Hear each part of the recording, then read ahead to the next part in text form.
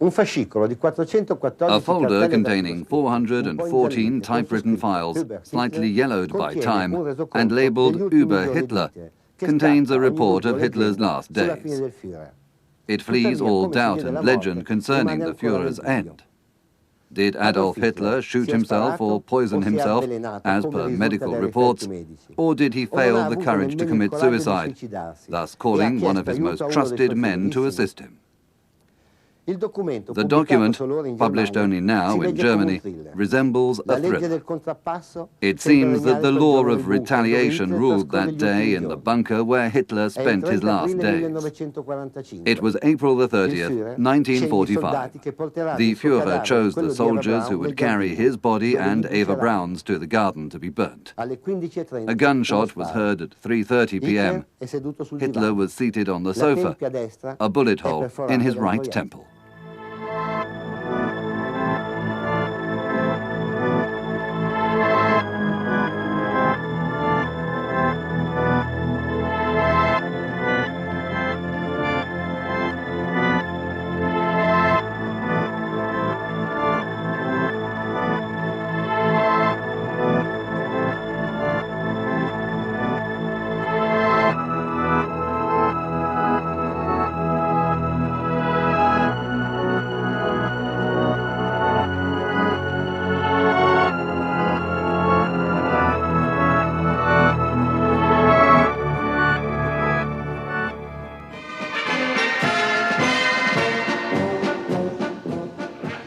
Most of Adolf Hitler's biographies are eager to stress the Führer's undeniable inclination for esotericism and all its fields, which he deemed worthy of study.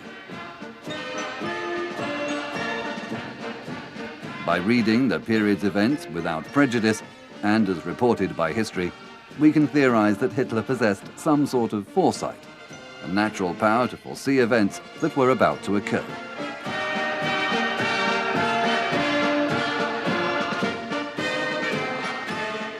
Experts have tried to explain the Nazi leader's aversion for certain places and for certain people, a sort of inner panic that helped him avoid many of the organized attempts on his life.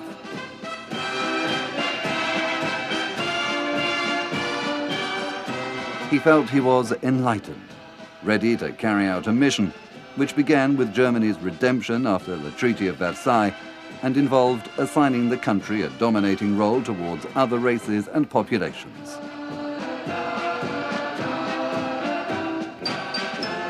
Misogynous, cold, and totally lacking a sense of humor, he vibrated before the crowds. At Nazi gatherings, he suddenly turned into an enticing speaker and skilled, stage-like person. He was especially an excellent communicator, hence the audience was drawn to him and by him.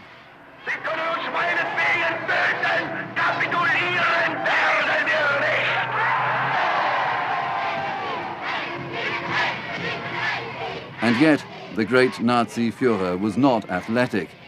He was extremely skinny, demure, and virtually nondescript.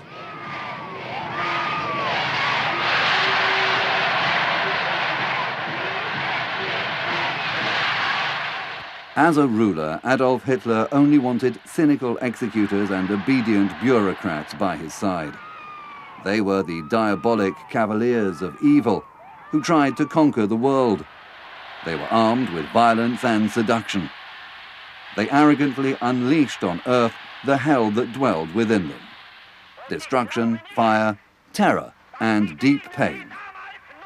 But they were finally defeated and forced back into darkness. Rudolf Hess was Hitler's devoted secretary. The Führer dictated the Mein Kampf, the black book of the National Socialist doctrine, to him.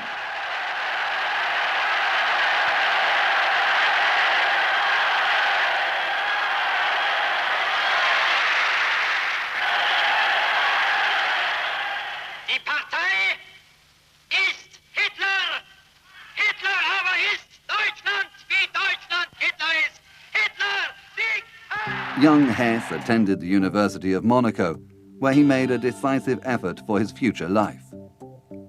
He became the pupil of General Haushofer, an expert in esoteric sciences a magic enthusiast, and professor of geopolitics.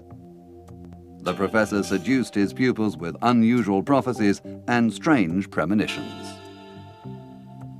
Concerning his political dissatisfaction, Hess sought company in the secret club attended by the dregs of the city, the Fuel Society. Its headquarters, a luxury hotel. Its symbol, the swastika. Its ideal, the Aryan man. He met Adolf Hitler for the first time in the hazy atmosphere of German pubs. Deeply taken up with him, he followed Hitler from then onwards in the long journey to power. He wrote to his friends, "I am submissive as never before. I love him." His loyalty was rewarded when, within the party, he became Hitler's deputy, a sort of dolphin. From glory to marginalization, Rudolf Hess was dedicated to his family and seemed to have a sterling character. He neither drank nor smoked, and he did not enjoy dancing.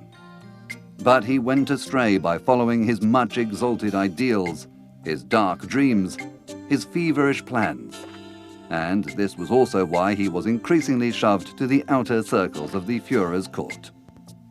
Yet it was Hess who initiated his Austrian friend Hitler to the secrets of esotericism and its mysterious appeal.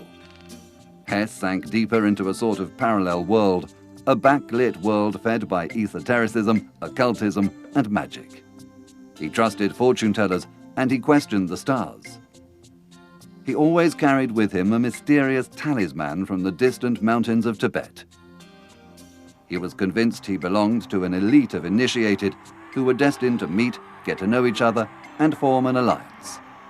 But he was increasingly terrified by reality, and reality forced him to square his accounts.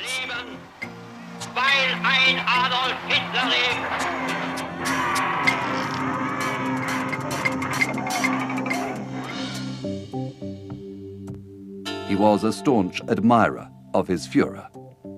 The moment Joseph Goebbels, a graduate in humanistics, set eyes on his idol, he felt entrusted with a mission. That man was his Messiah. On his part, Hitler considered Goebbels an extremely loyal person and a perfect Nazi.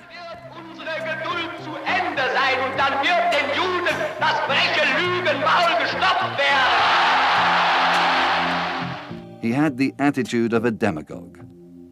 Very short, with a disproportionate head and a mouth that split his face in two, he vaguely resembled the dummies used in black magic rituals. Ambitious, clever, and thoroughly unscrupulous, he was placed in charge of the propaganda. He had a large personal capital and gained control of the press, of cinema, and of the media at large. He practiced the dictatorship of opinion. A journalist's first duty was to obey. The untruths he wrote or ordered be written were terrible, but the people believed in him.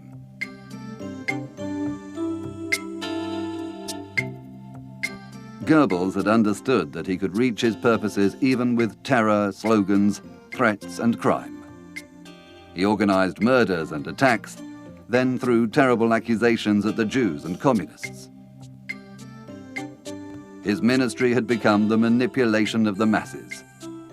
Historical reporters admit the system's diabolic simplicity and infallibility, and still consider it a success in the third millennium's ambiguous political ways. Goebbels held his speech, a masterpiece, in the Berlin Indoor Stadium. Do you want total war? All acclaimed, all applauded. It was a plebiscite.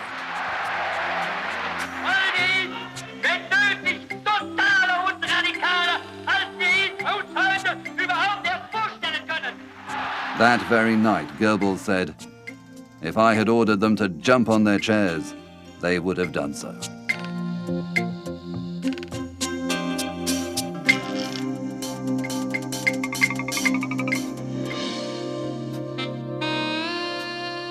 Young, handsome, Tall, well-read, refined, elegant and self-confident, this was Albert Speer. Goebbels decided to personally introduce him to Hitler. The young architect expounded his plans and discussed about art, painting, forms and colors. Hitler was fascinated by him. He confided to his collaborators, "He is a genius. He is a kindred spirit. I feel warm human feelings for him." He had never used such terms, never, concerning anybody. Speer too wrote, "Everything has changed after my meeting with him. My life is in a constant state of tension." A strange, somber coincidence followed this meeting. Paul Ludwig Trost, the regime's leading architect and Hitler's trusted man, suddenly died in a simple road accident.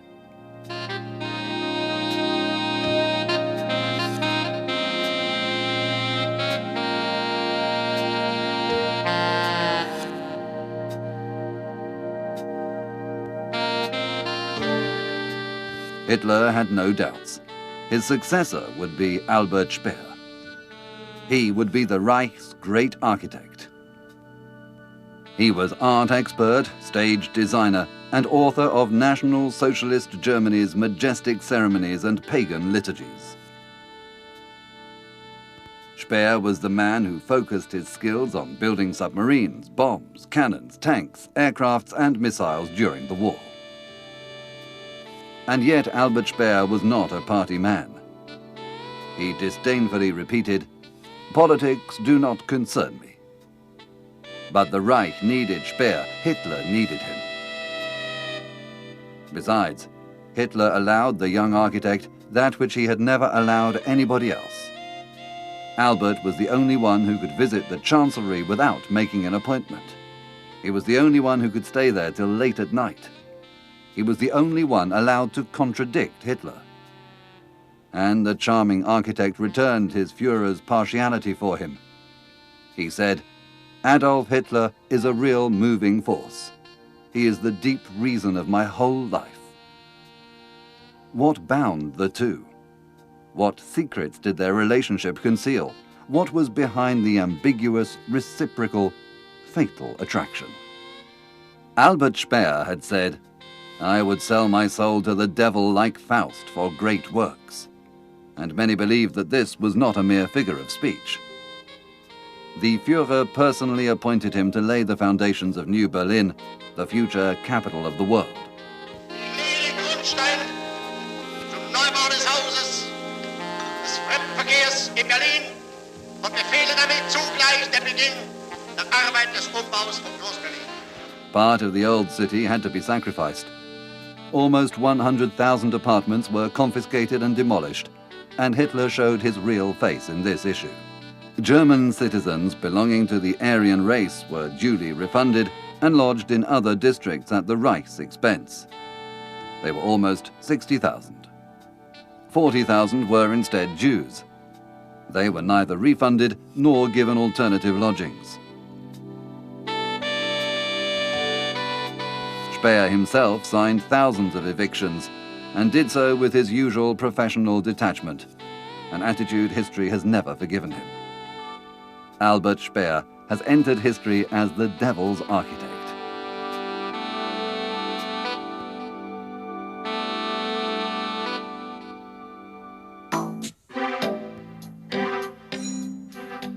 Hermann Göring fought his addiction to morphine in a tiny flat in Stockholm. He was short-tempered and violent. He was confined in a psychiatric clinic for the dangerous mentally ill.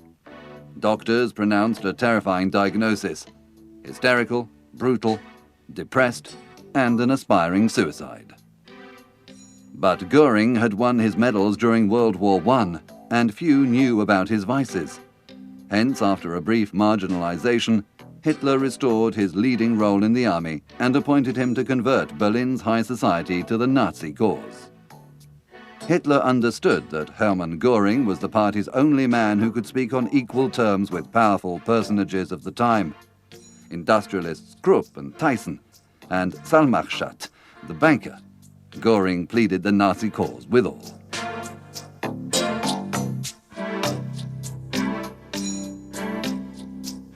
Göring exploited the Reichstag fire to start his hunt against political adversaries.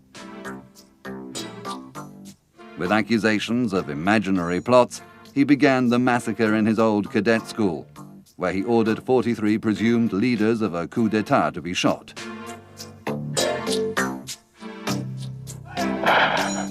It was the first mass murder. The last shreds of humanity died with the approval of party members. His countrymen considered him a good man, but the kindly mask concealed a powerful, scrupulous man. Hitler decided Hermann Göring, the loyal paladin, would be his successor. He drove through Paris in his convertible Rolls-Royce, purchasing valuable items. He issued a directive that all works of art confiscated or stolen from the Jews were to be handed to him. Hence, he received masterpieces from all over Europe. Filled with admiration, the small Austrian painter coined for Göring the title Field Marshal of the Reich. He had become the highest military authority in Germany.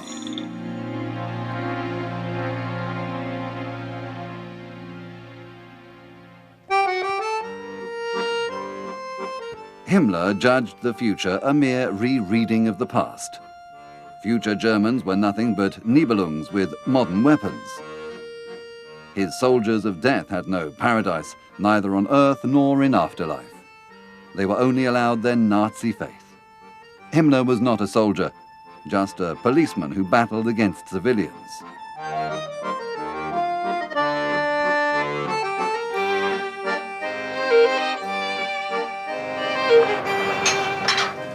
The genocide slowly began.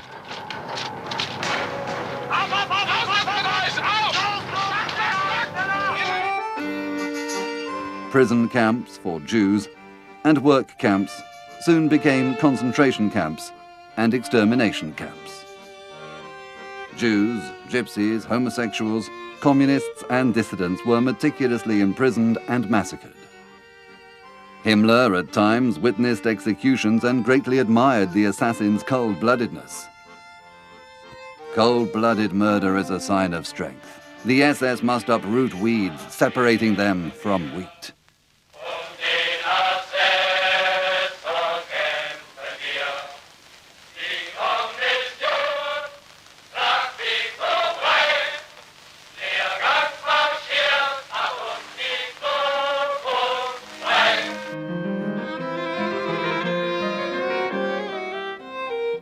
Doctors became murderers in these camps.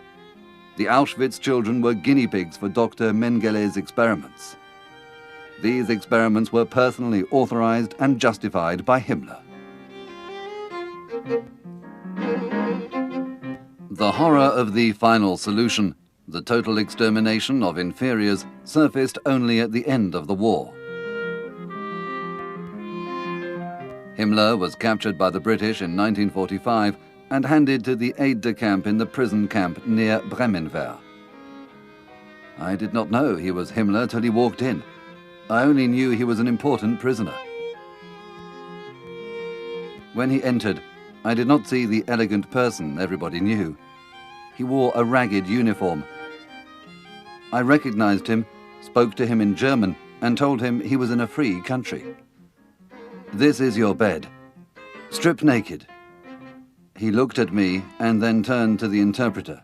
"He knows not who I am." I replied, "Yes, I do. You are Himmler. And this is your bed. Strip naked." He glared at me and I found it hard to remove my gaze. At last he lowered his eyes, sat on the bed and began removing his trousers.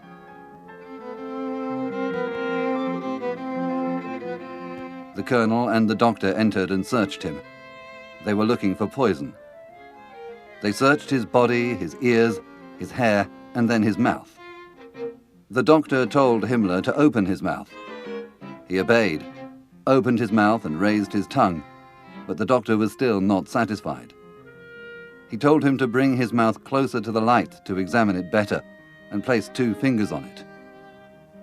Then Himmler bit his fingers, and thus doing, broke the phial of poison he concealed. The next few moments had something unreal about them. Time seemed to have reached a standstill. It was like looking at a photograph. Himmler's eyes were strangely bright with no sign of fear, just the diabolic grimace of one who has won. The doctor said, "He's done it. He is dead." I threw a blanket on his body and left him there. Martin Bormann took Rudolf Hess's place at Hitler's right hand. He was the Führer's last secretary and executor. Bormann was a practical man who did not enjoy standing in the limelight. He was calculating and an opportunist.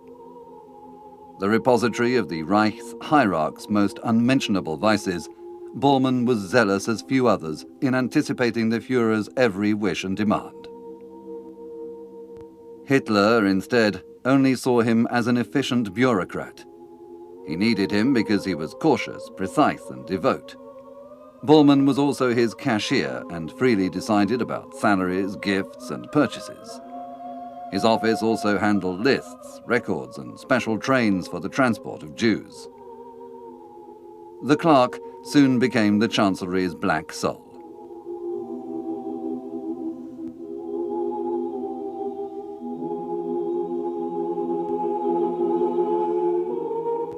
Bormann could see the private vices of the hierarchs as few others. He knew that each of those demigods dressed in black had Achilles' heel, a skeleton in the cupboard. Many underestimated him and gave no importance at first to his discreet but obsessive presence. He was virtually the Führer's shadow. He gathered all types of information, rumors, gossip, and slander in a file opened in each hierarch's name. He got to know the most unmentionable secret of each of them. And what were these unmentionable secrets?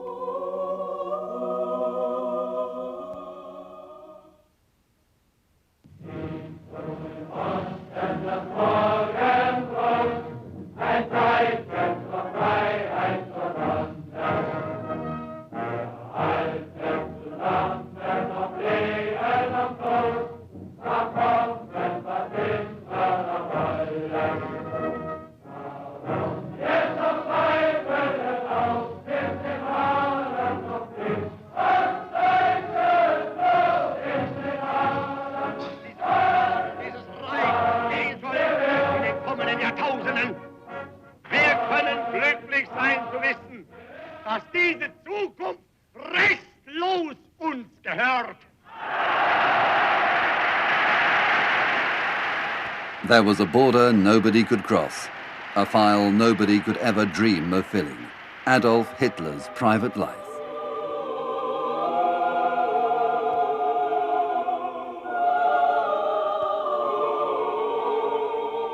Probably only a nondescript, harmless, underestimated bureaucrat nobody feared could dare so much. Hence, Bormann slowly became the repository of his Führer's most unutterable secrets. The Führer had many secrets, far too many. Incest, child abuse, ill treatment, incitement to commit suicide, the use of narcotics, and coprophagy.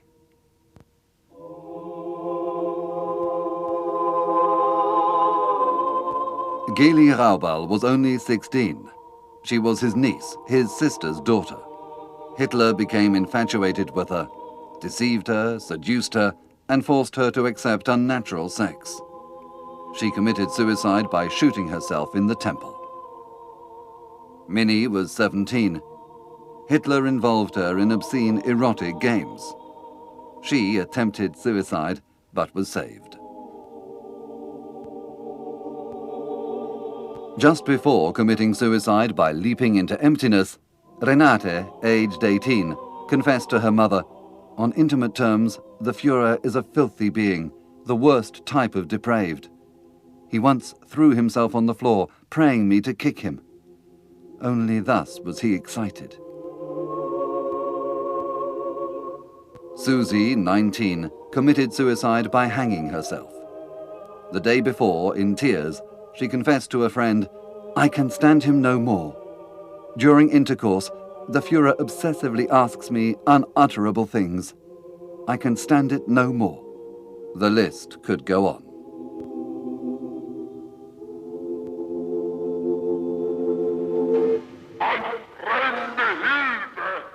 Much has been said about Nazism's aberrations and its men. The horror in concentration camps, the genocide of 6 million Jews, the persecution and annihilation of the gypsies, of Jehovah's Witnesses, of homosexuals and of political opponents.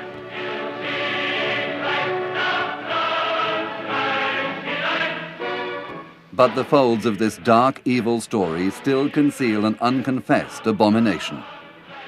The extermination of hundreds of thousands of children of Germany, the Reich's imperfect.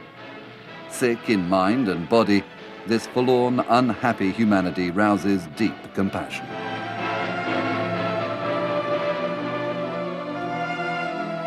"350,000 German citizens, considered harmful for the Aryan race's integrity, were sterilized against their will between 1933 and 1939.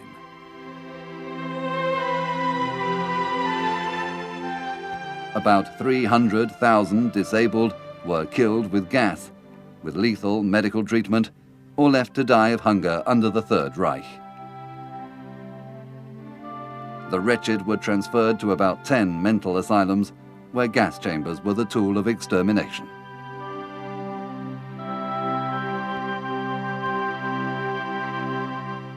The mass graves were opened only at the end of the war, when the horror of those children of a lesser god's remains came to light. The operation was an apocalyptic descent to hell, one of the many performed by the Nazis. Then followed Auschwitz, Mauthausen, Buchenwald, and many other extermination camps. The real mystery remains how all this abomination could have taken place in the heart of 20th century Europe.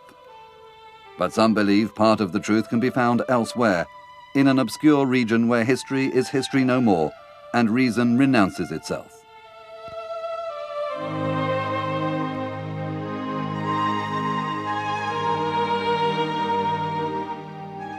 There is a shadowy area, a place with no light, the utmost border few have crossed, and the dark side of man's darkest incarnation in the world. Black magic, occultism, satanic rituals, spiritism, occult sciences, necromancy, and esotericism. Nazism was this too.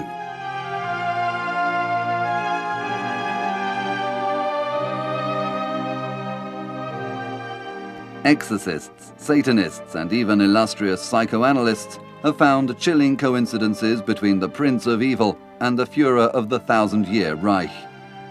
Only now have the Vatican archives disclosed documents that certify how Pope Pius XII in person repeatedly celebrated exorcism rituals to free Hitler from the devil. But he faced a person who did not wish to renounce diabolic possession and the expression of its demoniac features. Hitler had said, "Whatever happens, my heart will remain of ice," and medieval tradition related that the bottom of hell was pure ice. Besides, ancient legends related that sex and the male seed were covered with ice.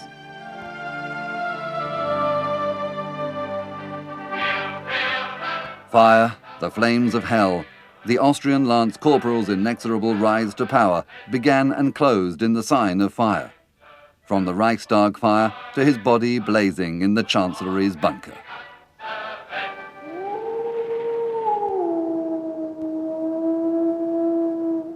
The Wolf. As a youth, Hitler was called Herren Wolf. He signed his letters as Wolf. His favorite dogs were Alsatians. He called the SS, "my pack of wolves." The Führer's perversions, and one in particular, coprophagy. The devil has always been identified with stinking excrements. All this leads to one thought. Hitler had a pact with Satan.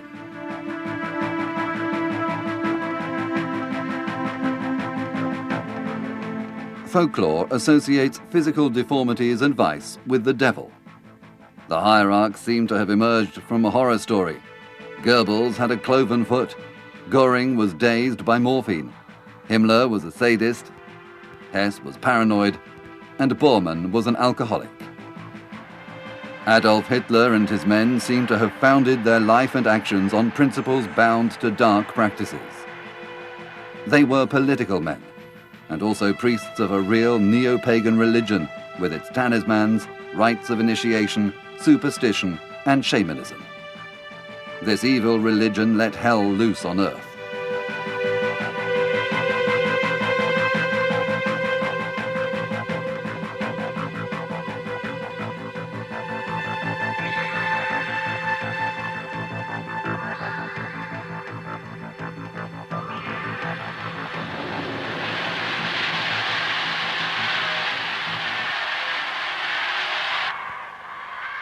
The Nazis first enticed, then bewitched, and lastly possessed the spirit of an entire populace.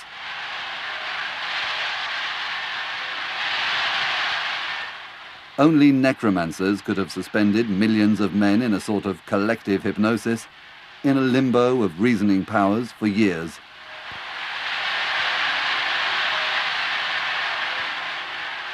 It was the darkest side of National Socialism, the missing piece in a terrifying mosaic, the mystery of mysteries.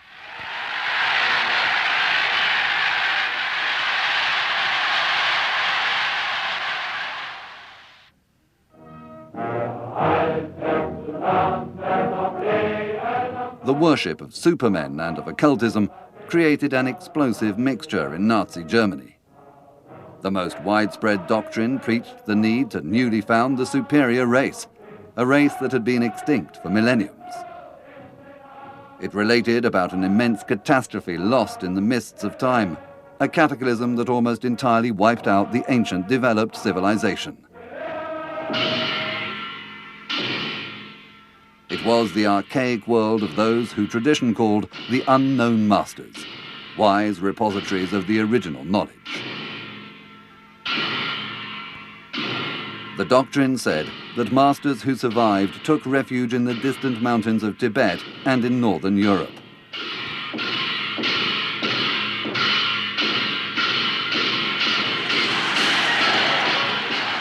They spoke about Aryan heroes, beings endowed with paranormal gifts, perfect men.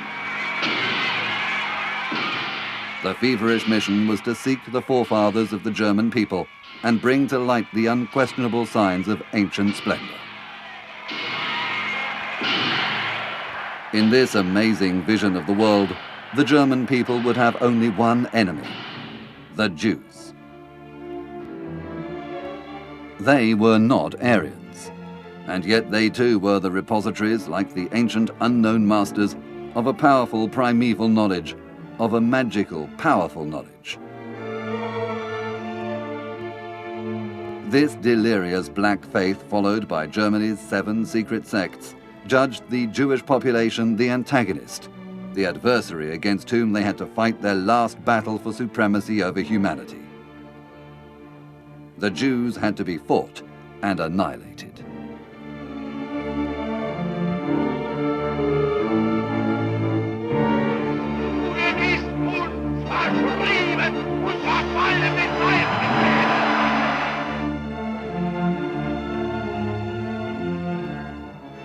Hitler believed he was the heir of the ancient knowledge. He raved about the advent of new supermen and believed his outlandish duty was to create a new humanity. The Führer chose an ancient Indo-European symbol, the swastika, to represent this regeneration. Initially, the swastika had a positive symbol, a solar importance, but Hitler changed this by inverting its sense from left to right. The swastika has since sadly become the symbol of terror and death. But there was more to it. Adolf Hitler was born in Branau, a small nation that had for centuries been the choice residence of mediums. He seems to have absorbed that sinister, dark atmosphere, suspended between the world of light and that of darkness. At times, he seemed to overstep that shadowy line when he spoke. His eloquence had a pressing, hypnotic, almost medianic rhythm.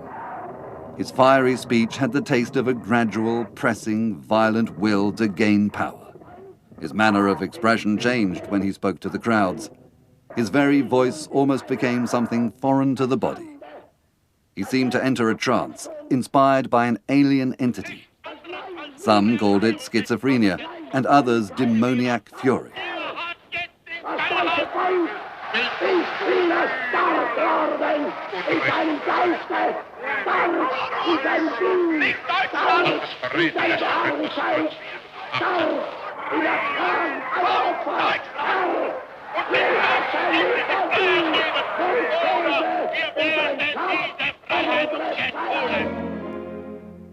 Other esotericism experts instead believe Hitler was not in contact with the devil, but with a mysterious entity, with beings belonging to the race that ruled the world in distant times.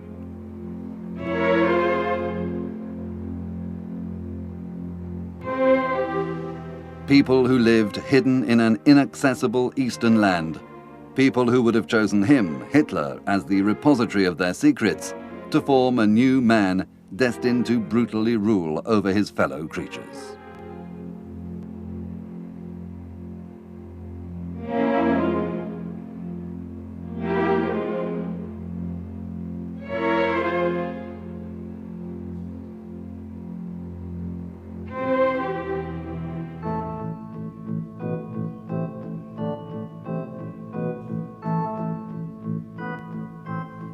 The Führer was obsessed with terrifying visions at night.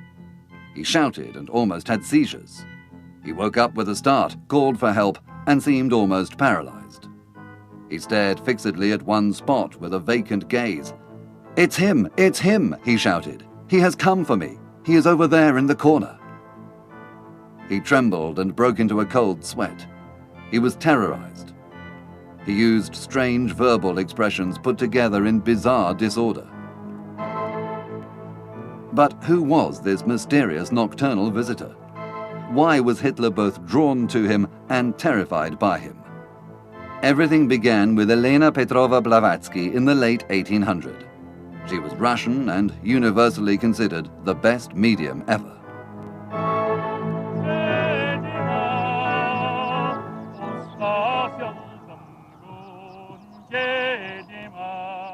Madame Blavatsky said she was in telepathic contact with the unknown masters, hidden away in the distant lands of Tibet. The masters were supposed to have related the human race's hidden history to her. The Lords of Flames, all-powerful demigods coming from the sky, from deep space, from distant worlds, or even from Venus, which the ancients called Lucifer, are supposed to have landed in far-off times where the desert of Gobi stretches today in the east. This race is supposed to have generated the king of the world, a human and divine hybrid, a mysterious, powerful Superman.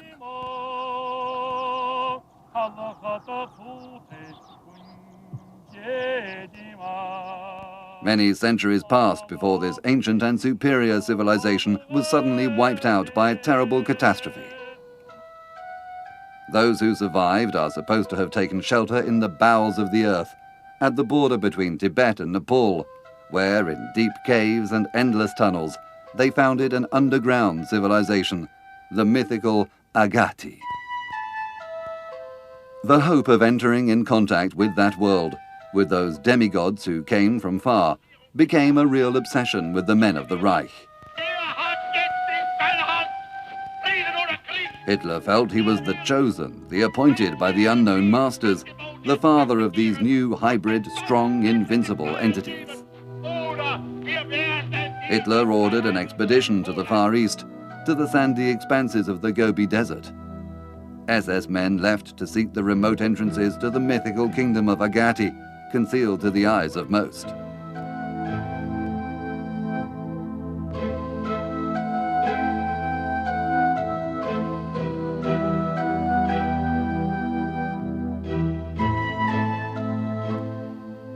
Many nationalist socialist leaders were convinced they could find traces of that Aryan civilization, and Nazi Germany was its heir and follower.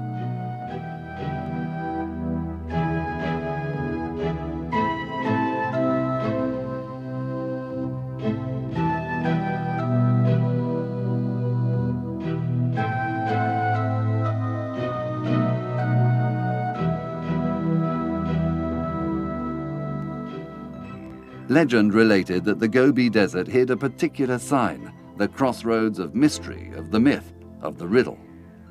It also related that at first, when this land was on the surface, it was called Paradisha, which in Sanskrit meant happy land. Now, under the Gobi Desert, its name was Agati, the inaccessible.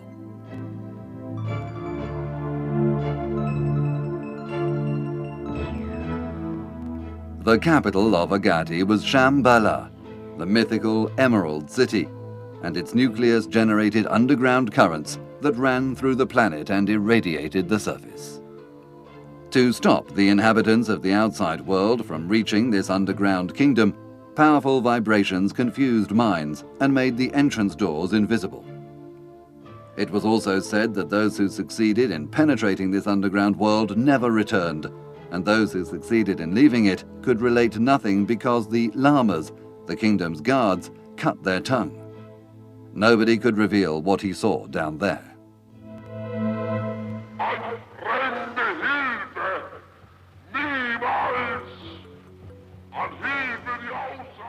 Hitler was fascinated by this race that lived underground and came from the skies, or, as per the Tibetan Book of the Dead, wanted to return to the skies. Nazism genetic code also counted the teaching of a master of the occult, defined by many as the Führer's spiritual father. Dietrich Eckart said, "Follow Hitler. He will dance, but I was the one who wrote the music." Master Eckhart was a poet, occultist, and expert in Celtic myths. He practiced magic. Eckhart followed an esoteric sect in Austria, a sort of new Templar order founded by a Cistercian monk. They met to celebrate their rites in a hidden spot in the woods near Vienna.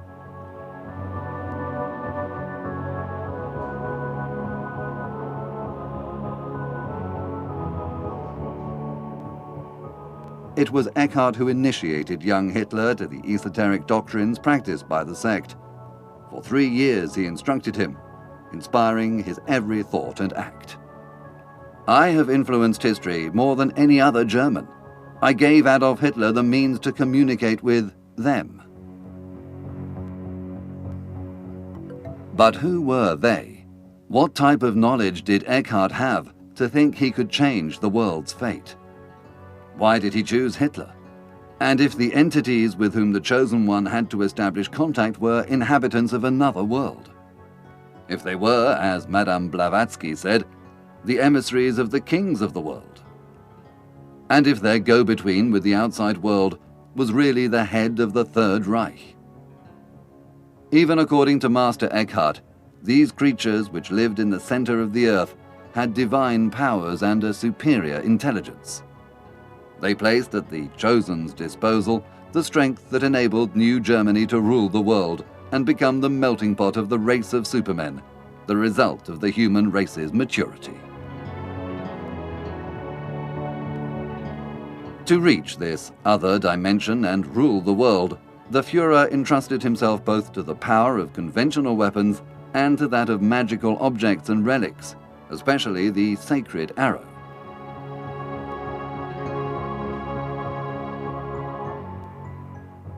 According to tradition, it was the Praetorian Longinus's weapon, which pierced the side of the crucified Christ. In Hitler's confused and contorted ideology, in the many poorly digested, suggestive impressions of a coarse, ignorant man, the Christian symbol became the amulet of a superficial pagan religion.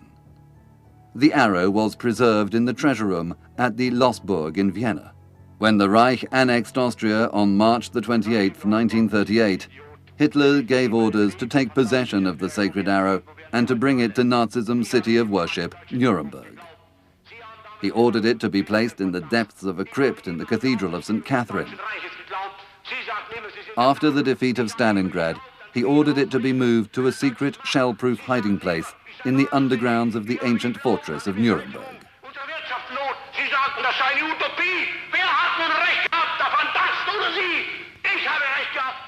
Tradition also reports that the royal weapon was marked with the blood of Christ, the blood of the King of Kings, the royal blood that alone could give immortality. Hitler wanted it for this reason too. The head of the elect race, in fact, was obsessed by time. He could not stand clocks, and he feared death. But to exorcise death, he professed its worship with the magnificent commemorations of the so-called martyrs of National Socialism. With these rites dedicated to the worship of death, the Germans got used to place life in the background and prepared to sacrifice it for the good of Germany.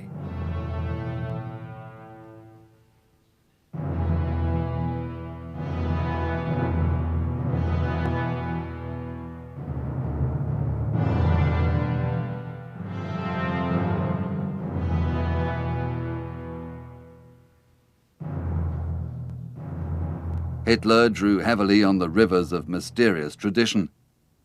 Initiatic knowledge seemed to greatly inspire many of his political and military decisions, but he was still confused by too many legends and stories that related about premonitions, visions, and advents.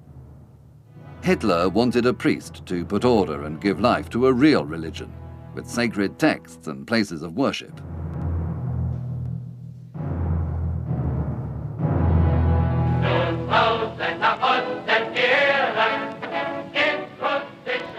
The chosen one was Heinrich Himmler, absolute commander of the SS and of the Gestapo, and Minister of Internal Affairs.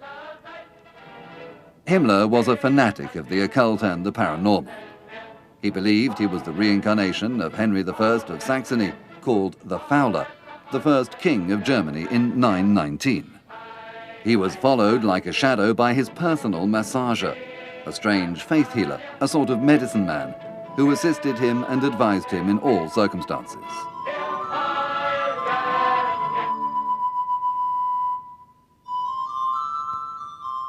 The Reich's commander of the SS loved to call himself a merciless executioner. In that context of pain and death, he appeared relaxed, perfectly at ease and self-confident. He felt inspired by those occult doctrines, which were to him a daily practice.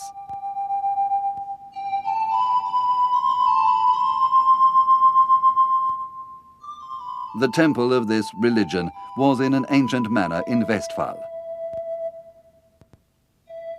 The castle was built deep in the Middle Ages, and its layout was arrow-shaped, like Longinus's sacred arrow, the arena of all power. Annexed to this sanctuary of evil, he founded a real university of the occult and a training center to train and initiate the elect men of the SS.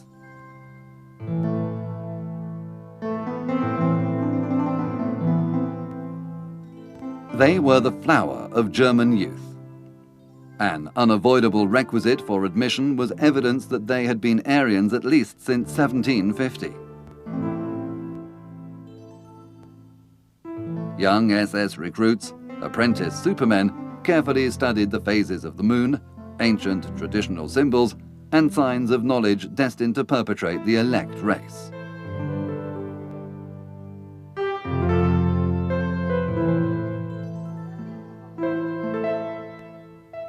Another essential subject was geomancy, the doctrine that studied the Earth's primeval magnetic energy. According to this knowledge, the castle was placed along one of the directrices of this river of underground energy. From soldiers, the SS thus also became priests of an exclusive caste, which resembled the Templar tradition of warrior monks.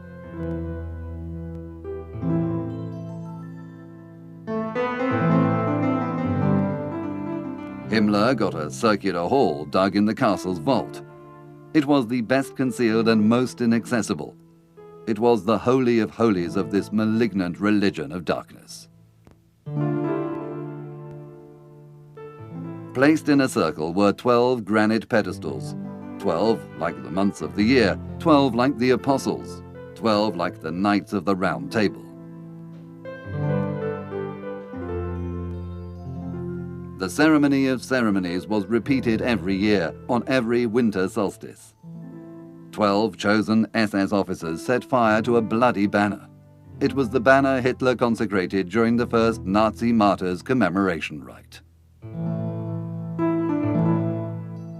That fire had to evoke the spirit of the ancient unknown masters. This ceremony of flames and shadows was inspired by an ancient Tibetan rite, the rite of suffocating air.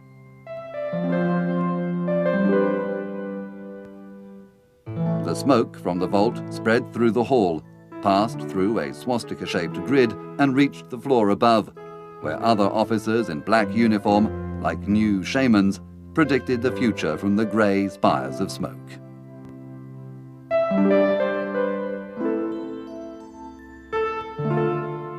A short distance from the castle, in the heart of the forest, Himmler chose another place to perform his macabre liturgies.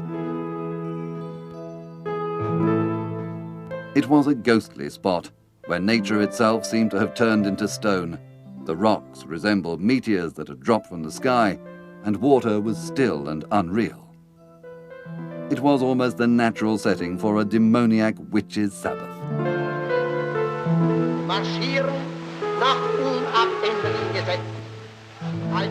Every year during the summer solstice, the elect children of the Reich celebrated Odin, the northern people's ancient god of war. The rite lasted throughout the night, barely lit by the reflection of flames from a great fire. Then, once again, they practiced the obsessive worship of death. In a tomb carved in the rock, the initiated person simulated death for a whole night. That unnatural, macabre sleep was meant to awaken the strength, energy, and power that were still hidden in the soldier. It was a mystic death to reach immortality.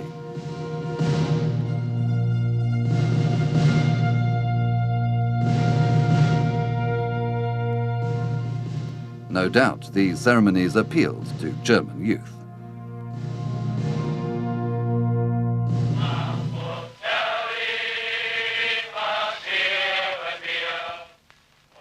Young warriors were allowed to have intercourse only with young, beautiful, sculpture-like, perfect Aryan women. The first representatives of the new race dreamt by Hitler were the issue of intercourse between these elect children of the German people.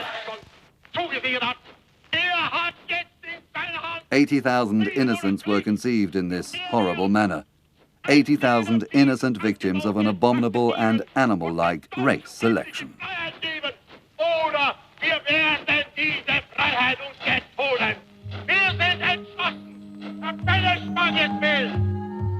The fanatic, haunted quest for ancient origins moved them to the ends of the earth. Once again, legend was interwoven with history. Hitler wanted the Holy Grail, the rare relic of omnipotence and immortality, the chalice Christ had used during the Last Supper. Joseph of Arimathea is supposed to have collected the blood of the Son of God, who was crucified on the Golgotha, in this very chalice. All traces of the mythical Grail had been lost for centuries, till the powerful Templar order found it in the Holy Land. It was escorted to the Old Continent by sea and hidden away in a secret place. Thus the quest began once again. The Grail could only be found by pure men, by stainless cavaliers. The SS men left to seek for this powerful item. The expedition was led by Major Otto Rahn, called Rudolf, expert in heretic movements of the Middle Ages and an occultist himself. He had very clear-cut ideas. The Grail, in practice, was a precious stone, an emerald that belonged to Lucifer's crown. It fell to earth during the battle between the angels of good and evil. It was almost a focal point, which endowed those who found it with power and immortality. And Lucifer, according to the SS's chilling mysticism, was not a proud angel who challenged God. He was not the demon of Christians. Lucifer was the Prince of Light.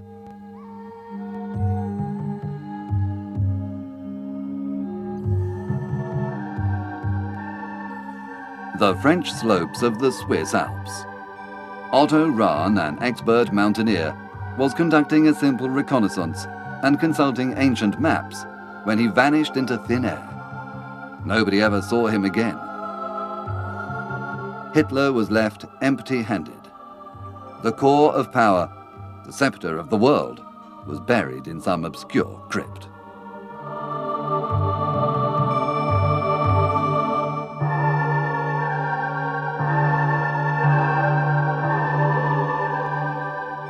The Third Reich organized archaeological expeditions and excavations throughout the Middle East, seeking signs and tools of esoteric power.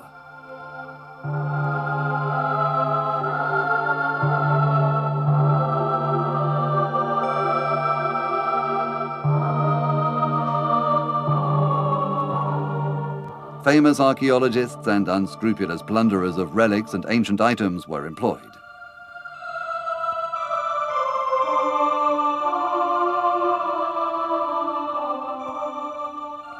In June 1938, Himmler ordered a new expedition to the distant, inaccessible peaks of Tibet.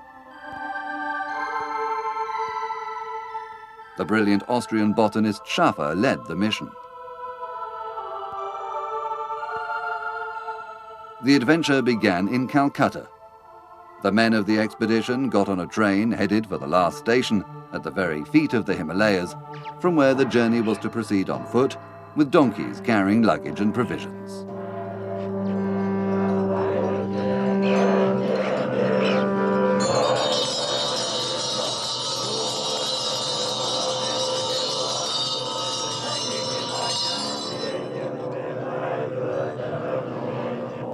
The expedition's goal was to research and study local religions, collect secrets and legends, observe magical rites and the real powers of shamans, catalogue healing and hallucinogenic herbs, and search for the original traits of the ancient Aryan race.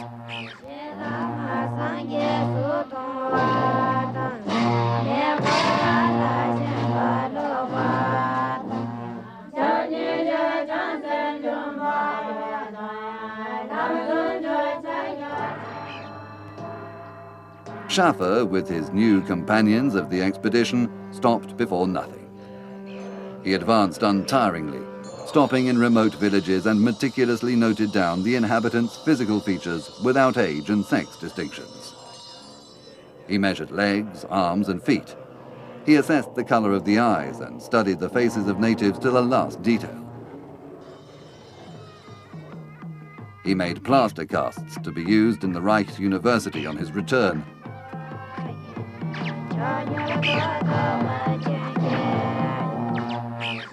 Schaefer checked shamans' skill in entering into contact with unknown worlds when they went into a trance. He also evaluated their skill in predicting the future and in morally subjugating other men with rites of possession. This was what the most diabolic of sorcerers and the most evil of all shamans was up to in Europe, thousands of kilometers away.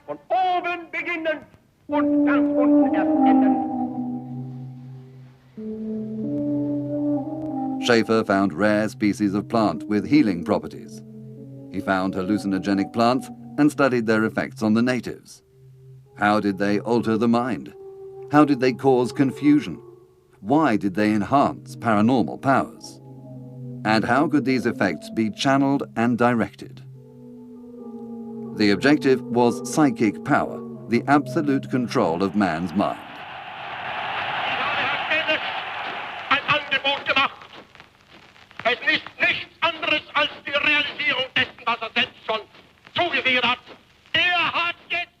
Some in Hitler's macabre thought theorized that if the Third Reich won, populations could be reduced to blind and total obedience through the administration of drugs.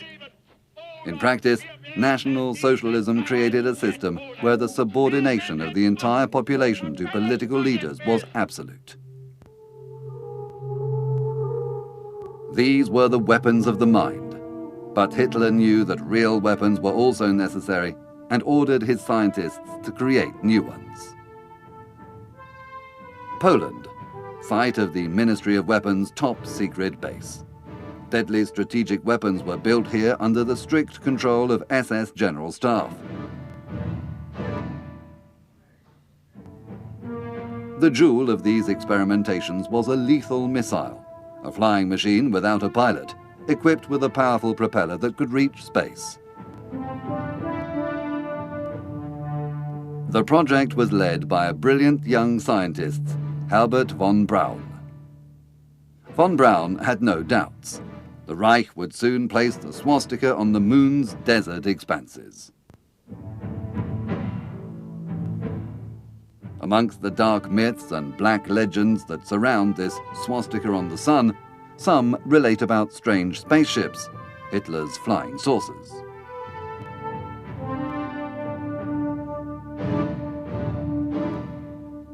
Hitler is supposed to have been contacted and visited by alien powers.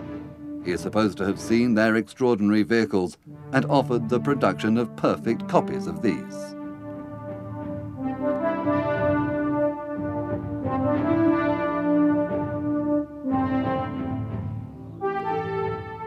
Researchers secretly designed atomic weapons in the Reich's laboratories.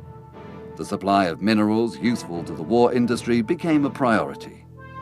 In Norway, the Third Reich built an enormous heavy water production plant, essential towards the Great Germany's nuclear research programs.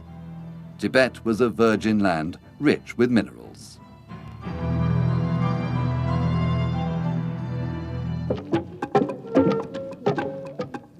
Meanwhile, explorations went on in all parts of the world, and another Nazi expedition left for South America, heading for the vast virgin Amazon forests.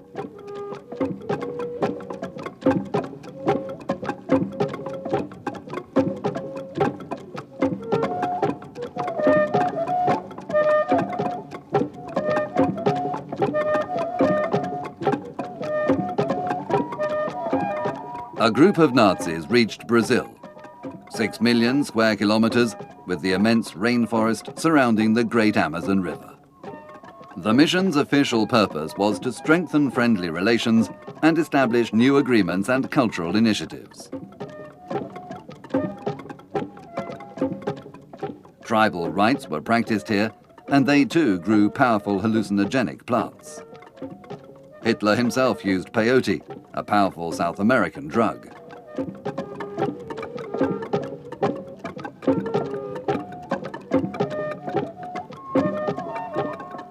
Every corner of the world, even the remotest, had for the Reich's explorers a value of riches only they could perceive and bend to their sinister needs.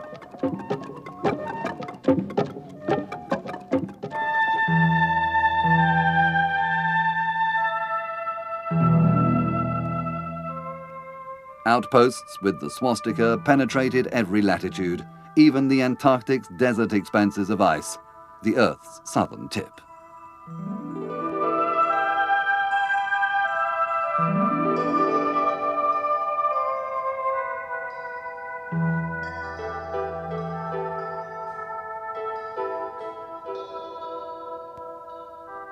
A bizarre theory stated that the Earth was hollow, with a civilization just like ours within. This theory, called of the hollow Earth, was absorbed by an esoteric Nazi sect. Hitler ordered many expeditions to the poles because the same theory stated that the poles held passages that reached the hollow where secret weapons of an unknown nature were concealed and which would have enabled Hitler to easily rule the world.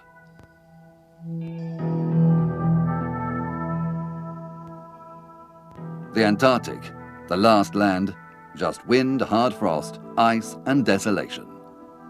For years during the war, U-boat crews practiced navigating through the ice in the German Navy's Norwegian bases. They could have one day become the secret ferrymen of the hierarchs who survived towards the end. This could have been the last inviolable shelter after the fall of the Reich, to even start afresh on a new, crazy, inhuman and lethal conquest of the world.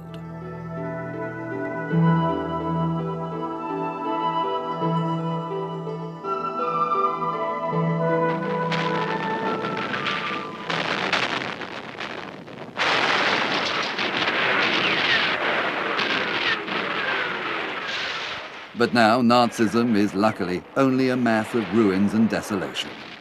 Behind it are 56 million dead and the Holocaust of the Jews, the triumph of death. But this time, death has no frills and no bands. It has no rites, no enthusiastic crowds. It transfigures nobody. It generates nothing and creates no heroes.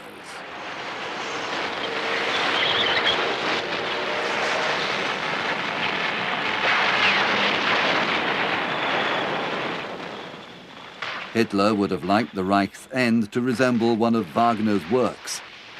He would have liked to represent the end of Germany as a musical work that closed with a catastrophe.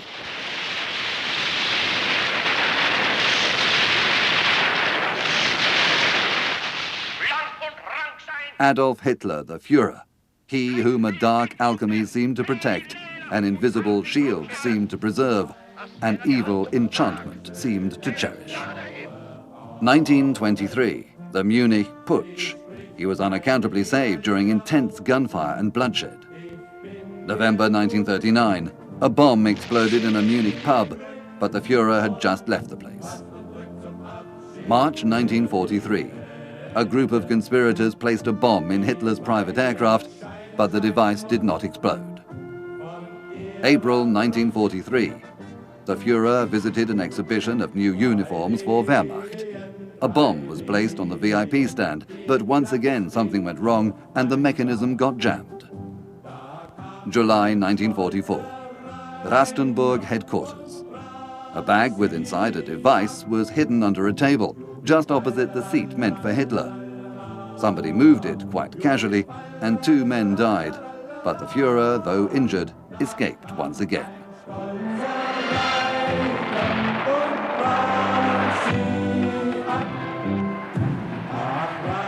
Hitler was convinced, rather he convinced himself, he had foresight. Now the day of reckoning had come for him too. Rites, magic, esotericism, occultism, talismans and mysterious knowledge were only the abandoned scene clothes of a flop on which the black curtain of an immense tragedy came down.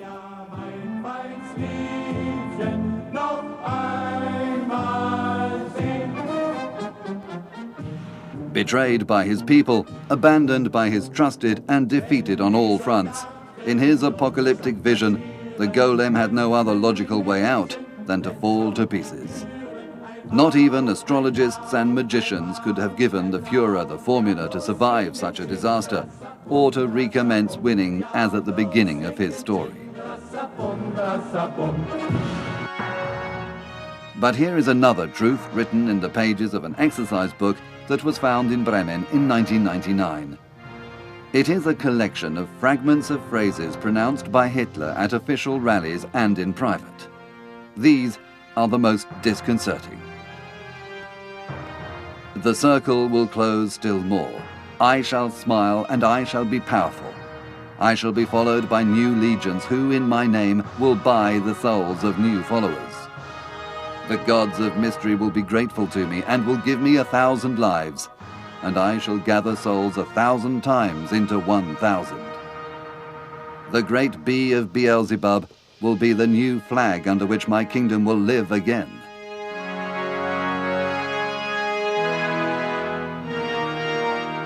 Hitler committed suicide with a gunshot in his temple.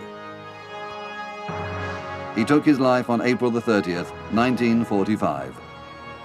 It was the anniversary of Walpurgis Night, the Witches' Night, the night of evil, the night in which demons and witches leave darkness to meet up.